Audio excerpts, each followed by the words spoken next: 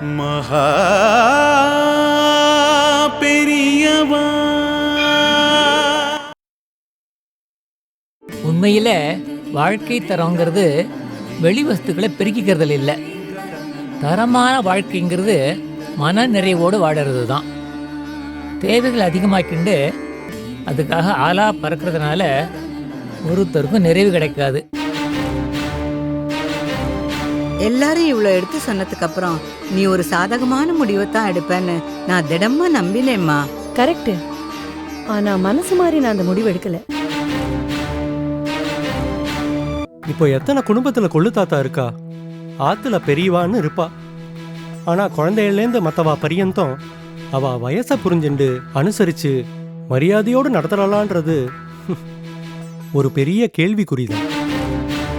அனுஷா, உனக்கு ஒருவேளை தோணி இருக்கலாம், இந்த கிழமை தன் காரியத்தை ரொம்ப சாமர்த்தியமாக சாதிச்சுட்டான் அப்படின்னு.